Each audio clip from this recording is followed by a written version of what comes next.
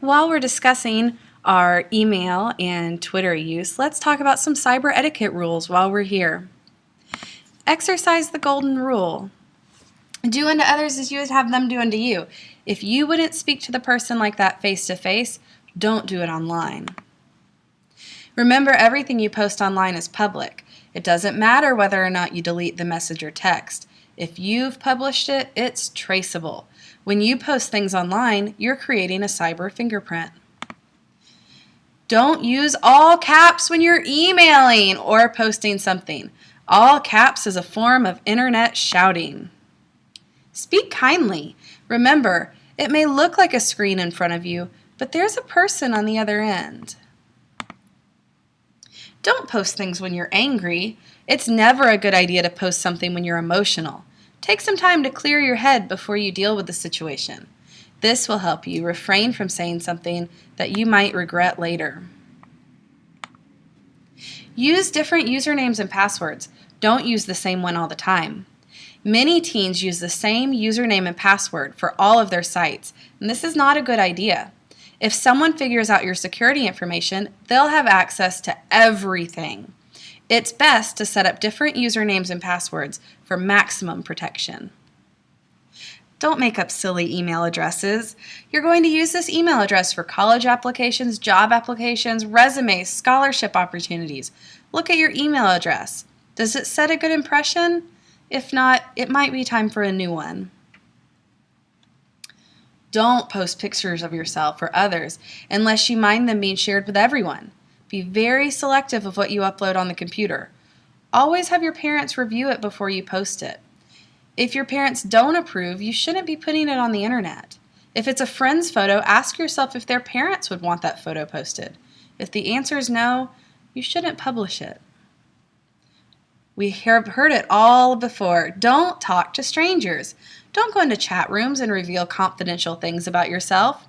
It may really feel like you know that person on the other end of your cyber connection, but he or she could just be a fake. You could be getting catfished. Don't give out personal and confidential information online. Never share your full name, your home address, your phone number, definitely not your social security number, passwords, names of family members, or credit card numbers. Keep that information to yourself. Bonus tip! Set time parameters on how long you're on the computer. The computer will never take a place of a person. Too much of anything is unhealthy, and there are quite a few negatives of too much screen time. The strain on your eyes, headaches. Don't let cyberspace consume your life. While we're talking about setting up our email, let's be very specific.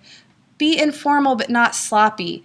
BRB and LOL, those are great for text with your friends, but when you're emailing a teacher or something more professional, don't use your acronyms.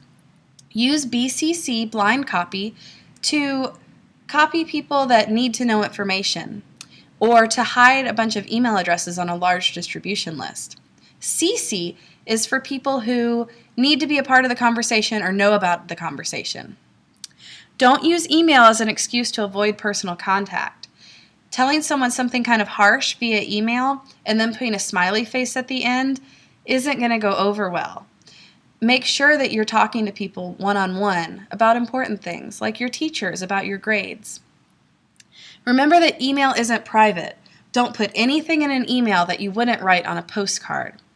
Any email you send can be forwarded to other people or read by anyone. Be sparing with your group email and reply all.